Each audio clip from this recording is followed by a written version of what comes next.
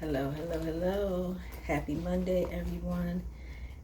Lisa Joyce 42 here. I'm still trying to wake up, but I'm working through it. I just wanted to touch on a few things before my day gets too busy. Touch on a few things in regards to these reality shows. Love and Marriage Huntsville. When I tell you so many, again, life lessons, and as I said, with getting started with this channel, and I'm still working on it, right? It's a process, but that's a conversation for another day. But thank you for those that are still hanging on with me. I appreciate you. But when I tell you life lessons in love and marriage, Huntsville, I find it interesting that everyone is having this realization when it comes to Martell, right? When it comes to Martell and even Destiny, um, there's realizations that people are having about Destiny, especially now after everything. I find it interesting with the things that they are allowing Destiny to get a pass on uh, when it comes to Martell, when it comes to putting them in situations. Tisha, her whole get up and go action, barely finishing her food because she can't sit there with Martell. I thought that was interesting, right? But then she says, she let it go because she knows she didn't do it on purpose. I thought that was interesting because if it was Melanie, then of course it would have been done on purpose. I'm not a millimeter, but I have common sense. And I recognize what I've recognized from the start of this show to now, the differences and the hypocrisy. And it's something that we deal with in real life. You think about when someone doesn't like you, you think about how they treat you when they don't like you. They can't let anything that you do slide. Everything that you do is times 10, is magnified to the highest, right?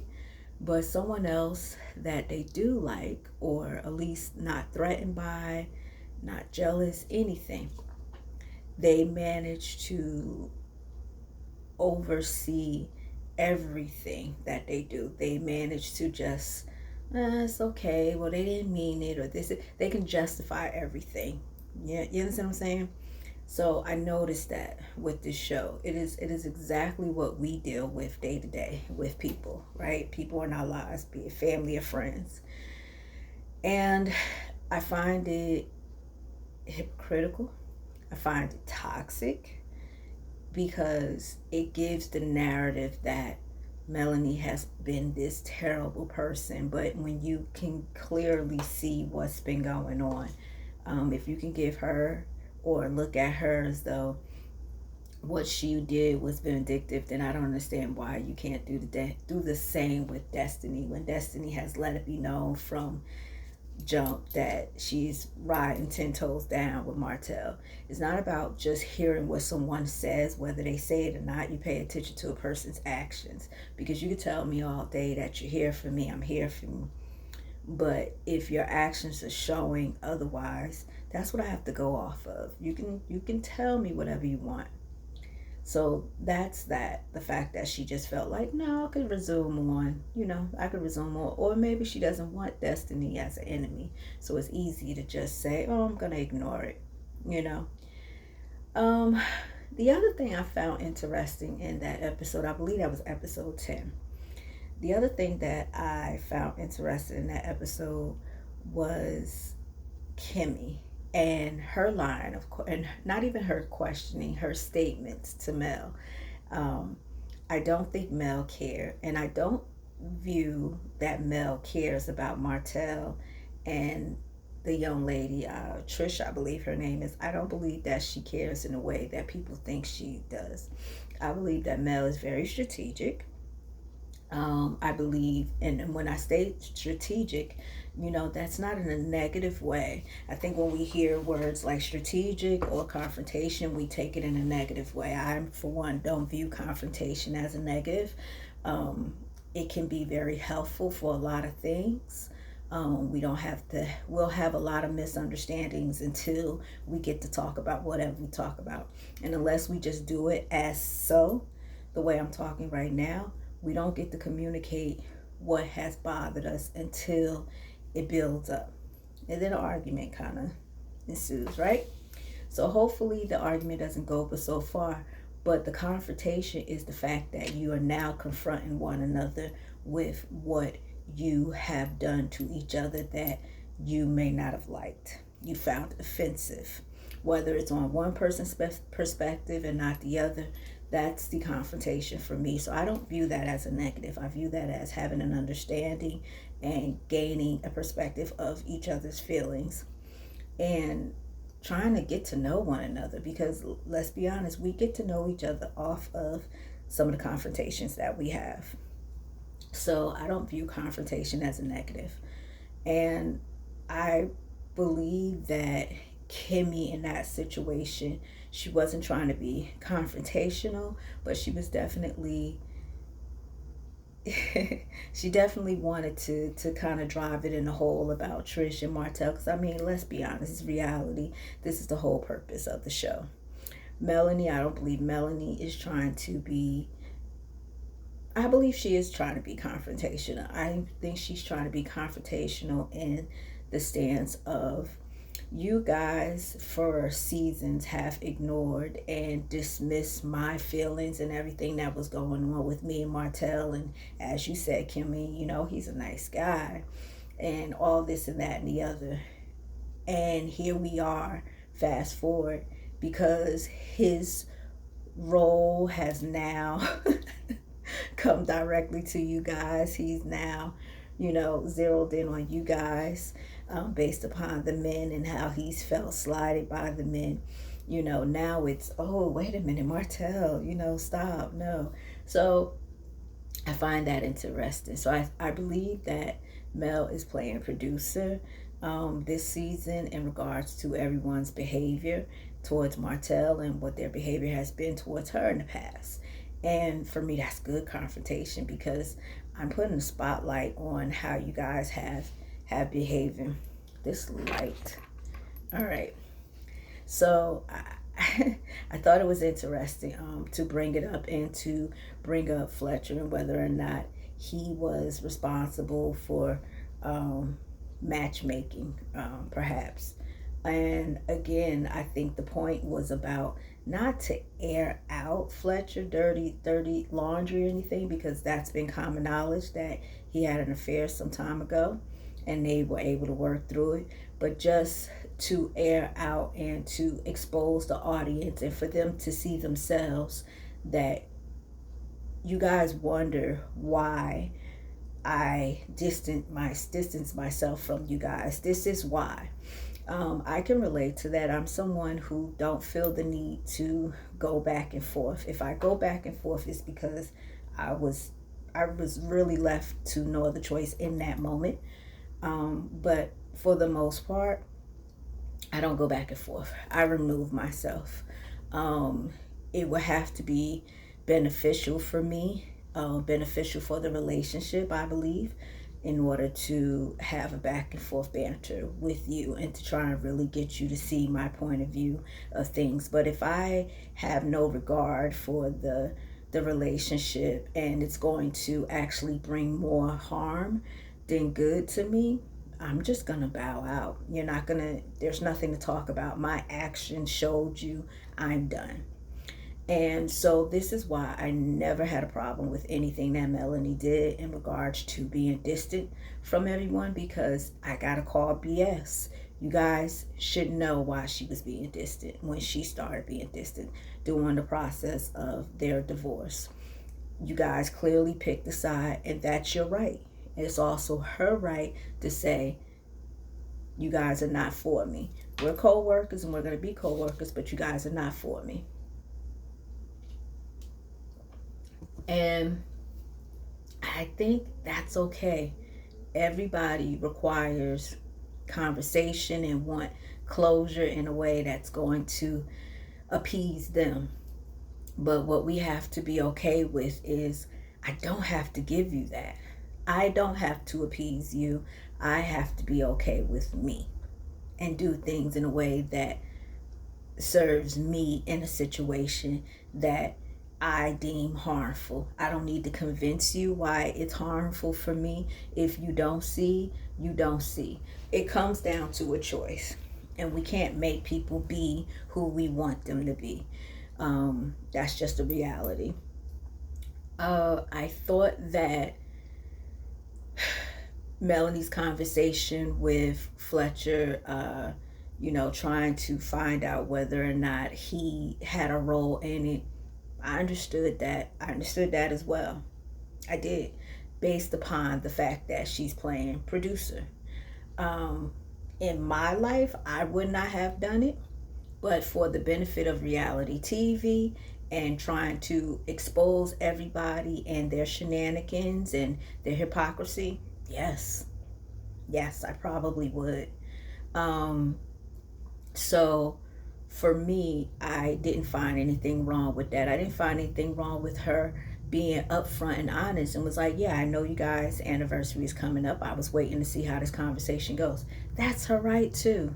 It may not be a right that you're okay with, that you're comfortable with, because for you, hey, you should come regardless of whether or not I had a hand in it, or why did you need to wait for this conversation to make your decision. That's her right. That is her right. And you have the right to uninvite her if you feel very uncomfortable about it. But it is her right to go or not go and be around someone that she feels may have been in her face on a day-to-day basis, just like her husband. First priority responsibility falls on the husband before anybody else, right? So it is her right to just feel like, gosh, you all do the same, have done the same thing, and been up in other females' face knowing he was married to me, knowing you were a friend of mine. So, no, I will not be at your anniversary party. And I am going to distance myself from you guys. And I can understand that. I can understand that. Whether people feel it's petty or not, sometimes if that's the stance that you're on, is in your petty, be in your petty. That's okay. Be in your petty. If that's where you are, be in your petty. Oh my goodness. Martell showing up again, showing up to confront Tisha. I don't believe he was going to apologize. It was going to be confrontational. And honestly, as I'm about to wrap this up real quick, whether Marceau is there or not, he's not a protective husband. He's not. My opinion, he's not a protective husband. Their conversation, the three of them, Martell, Tisha, and Marceau, and she wanted to leave. That was corny for me. That was corny for him to want her to stay. I don't believe he should have subjected her to that. That was a form of manipulation in my eyes. That was a form of control in my eyes. That was a form of showing he can control her in front of Martell, which Martell knows also well, and he understood exactly what he was doing with Tisha. I'm not impressed with their back and forth. I'm not impressed with Marceau feeling that he's better than Martell. Martell calling Tisha slow. None of that stuff did anything for me. But their conversation, for me, was just another example of the emotional manipulation that Marceau exudes over Tisha, and how she just continuously subjects herself to it. And what happens is, when you subject yourself to that type of toxicity, you then get used to it. So for her, yeah, I'll just stay and listen to it. She couldn't allow herself to exert her dominance in that situation and just say, no, I don't want this. I'm uncomfortable. I'm gonna leave. And she could have done that. That's not a tale of their relationship or disrespect to him.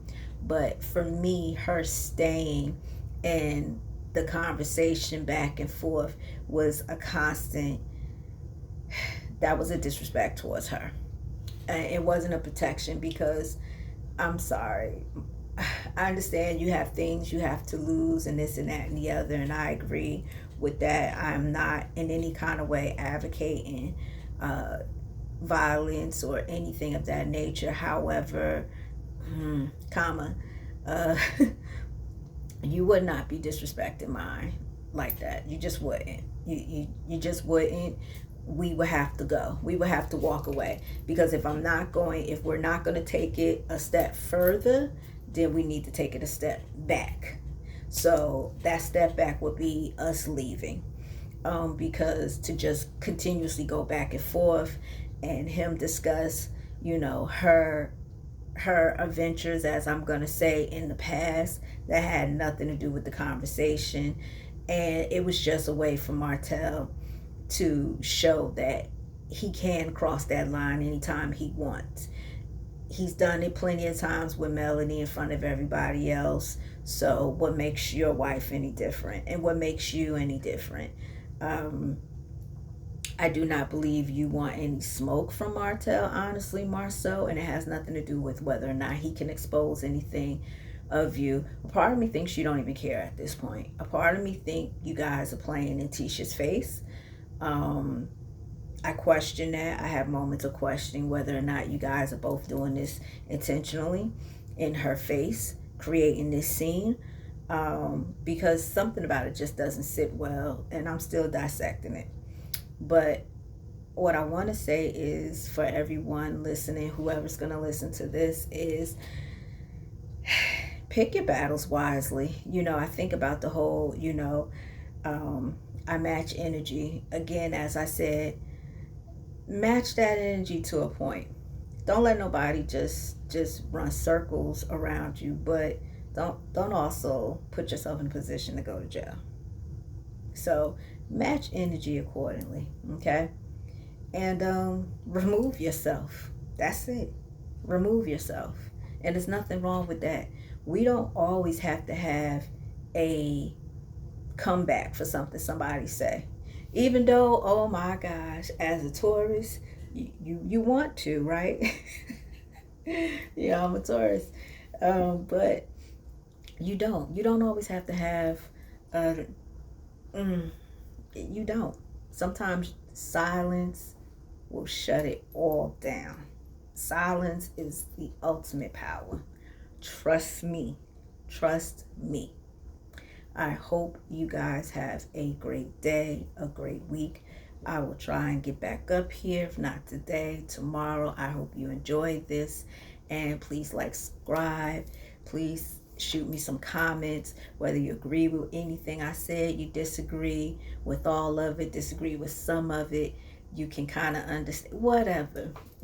Just show me some love if you can. Thank you. Bless up.